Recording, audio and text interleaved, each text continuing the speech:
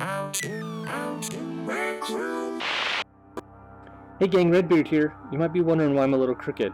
It's because I'm in outer space. I created the space station PvP, and I'm going to show you how to do the same thing. But stick around because this is a whole series of videos where our first one will teach you how to plan for the build, how to build the room, how to do the circuits, and then how to publish the room and then get a bunch of people to come in and play. This will be a template room, so you can go ahead and grab any circuits you want or the whole thing and remix it, whatever you'd like to do. Alright, let's do a quick tour of the PvP, and then we'll go create something cool.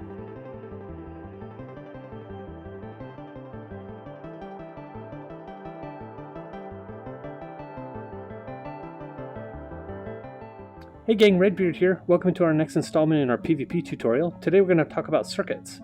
There's a few of them that we're going to go over. These are different ways to make sure the game works right and track points, keep people on the map, those sorts of things. So the first thing we're going to look at is the trigger zones. This is what keeps them on the map. The next thing we're going to look at is the game chip. The game chip has a whole bunch of settings in it. There's like 21 pages or so. We're only going to use a few of them, but I'll show you how to set each of those up. The next thing we need is a hit counter. The hit counter will track points to be able to award them to each team. But to see those points, we need a scoreboard. The scoreboard is also used to end the game and start the game. There we go. That's the basics that we need, so follow along with me. We'll go into the PvP room, and I'll show you these circuits and how they work. Hey gang, Redbeard here. Welcome to the Space Station PvP. Behind me are the circuits you need to make the game work. There's other circuits in this room, for instance, lights and music. Doors opening and closing, but you don't need those to make the game work. These are the core chips here.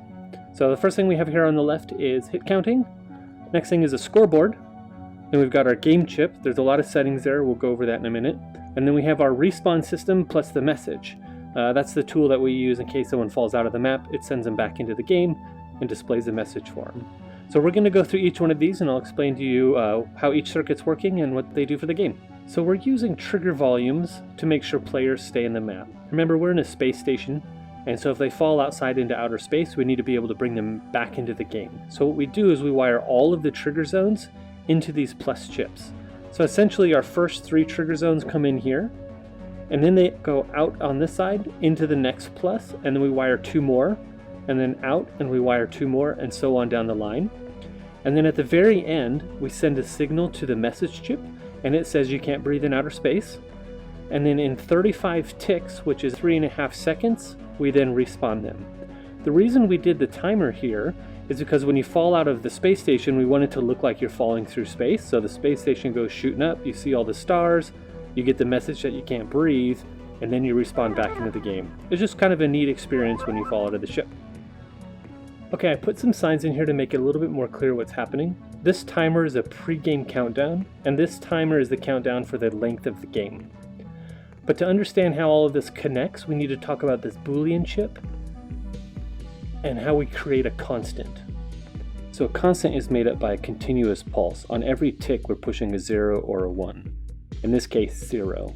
So it feels like it's constantly on. Really, it is every tick.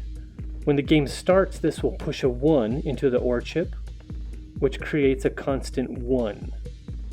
Now that we have a constant 1 getting pushed out during the game, and you follow these 2 lines, the first thing it does is it resets the pregame. And because it's a constant, it constantly resets that, which means it never counts down. The next wire that comes out starts the game length, and that'll make the game continue until the timer here runs out. What's going to happen is when the timer runs out, we're going to reset this chip. It's currently not wired because the game will start, and we'll wire that in a minute and see how it works.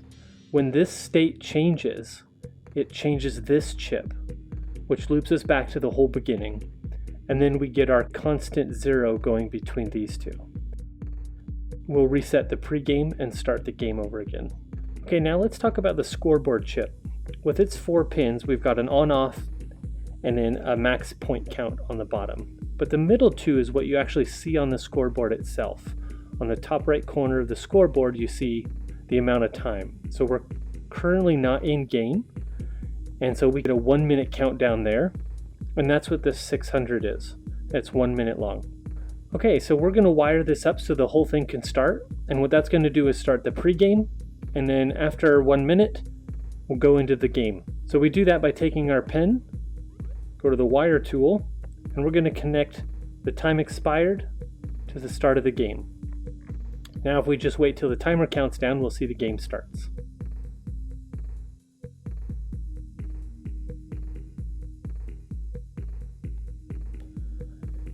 So there we go, our game started and we got a countdown. You saw we've got about 5 seconds left, and then the game will start automatically. Game on. There it is. Alright, so here's our game chip, and the way you edit the game chip is you configure it. So let's see how to do that. First thing you need to do is look at the back of your pen, hit configure, and then just click on the chip. And then a palette pops up. So we're going to look at this palette together. I'm going to go through a couple of pages and let you know which pages I'm looking at, because there's 25 pages. So let's look at that now. Okay, on the first page, we have mode name. This is named 2 teams, so that we have a chip called 2 teams. You can have multiple chips if you're going to do different game types that the players can pick from, but for this PvP, we just have the one mode. This next one here is the manual game start minimum player count. I currently have it set to 1, so that if you want to come into the room and try it out, you can come in here all by yourself. This is the manual game start minimum team count, and this is set to 1 as well. And again, that's so one person can come in and try the game out. I would recommend setting these up, moving them up higher for how many players you want and how many teams you have. And now this is team size. Again, I have it 1 for the tutorial, but if you have multiple players, multiple teams, you're going to want to adjust this as well, so that you have a good balance of players. So this screen is for the automatic game start. I have it unchecked because we're using our own chips for that. But if you use this first one here is the automatic game start minimum player count. So you have to have at least 15 people, and then the game starts automatically. This is automatic game start minimum team count. So this says we have to have at least 2 teams for the game to automatically start. This is team size. So you can have 1 player on each team of 2 teams, and it'll automatically start. This is the voiceover page. I have pre-game turned off. We're going to leave it on now. This is basically coach. This is coach telling you what's going on with the game. So this on page 4 is show player notifications in game. I have it on because I like to see my notifications even during a game. But if you want uninterrupted play, you can uncheck that. This is the game start countdown duration. We're not using this, again, because we have our own countdown over here. And this is a countdown duration. We're not using this one as well. When the game starts, we'll actually send all the players back to their team's respawn points. You don't have to do that, but that's really nice. It's a good signal that the game has started over. On page 5, respawn on game over does the same thing. We can send them to their spawn points when the game's done. We're using this to send them down to the lobby area. This allows players to join a game in progress. So if there's already a game going on, have that checked. Anybody joins, they can just be applied to a team. Now this one here ends the game if the start requirements are not met. So imagine you have a game with a perfect amount of players on the perfect teams, and somebody leaves, and now your team sizes are too small. It can actually end the game for you. Okay, on page 6, we change the team size to 8. That means 8 players versus 8 players. Okay, on page 22, what we want to really look at in this case is the spawn main hand equipment type.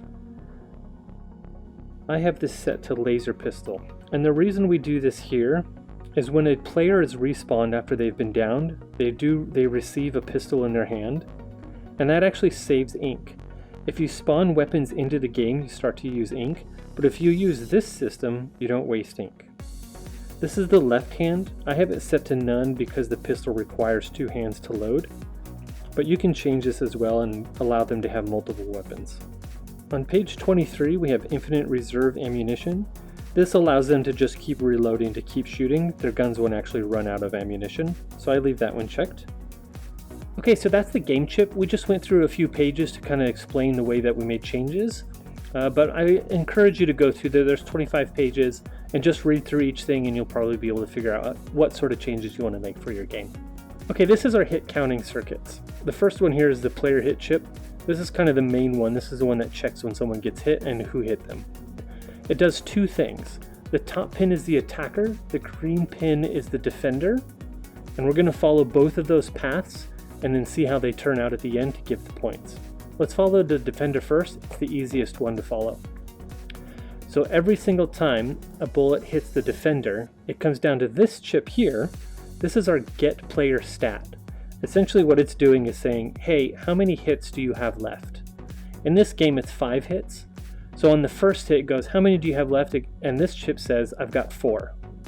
Next time the player gets hit, it says, how many do you have? And it says, I've got 3. So it counts down. When that hits 0, what we do here is it goes into this compare chip set to equal. And when it's equal to 0, because they're equal, we're going to push a 1 out, which goes over to the scoreboard chip. We'll talk about those pins in a minute. Alright, let's look at the attacker. So every time a bullet hits somebody, this chip says, hey, what team is the attacker on? So this chip here is the team mapping. It's basically saying somebody hit somebody, what team are they on? And then it does 2 things. First thing it does is it goes over and gets that team's score. What is the score of the player that just attacked somebody? Whatever the score is pushed out of that pin. Let's say they have 5 points. And then it comes over to this plus chip and we add 1 to it. And then that number gets pushed down to this blue pin. Now this blue pin is the score, so it updates the score. This top pin is set, or the green pin is set, and the top one is team. So again, from this team mapper chip, once the attacker goes and attacks someone, it goes, what team are you on, gets the score, but also tells the scoreboard, this is the team that's going to get the point. If this player is at 0. So if this player still has 1 left, it runs all of that, but it didn't follow through because it's got 1 left, so they don't get the point. When this player gets to 0, it's run through all that with the attacker and awards the point to that team.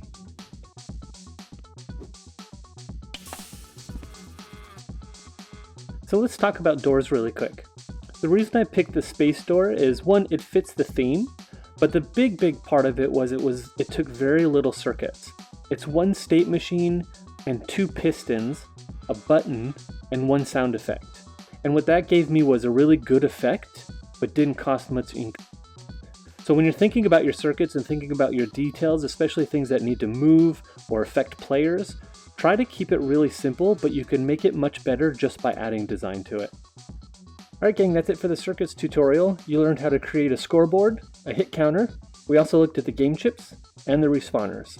So with those combined is the minimum that you would need for a game. So come on down to the Space Station PvP, give it a good playthrough with your friends, and then clone it if you like. You'll be able to use inventions as well. So go ahead and create the things that you need and take them with you, or just reuse the entire map. In our next video, stay tuned. We're going to publish the room, create an event, and bring a whole bunch of people in and have some fun. See you later.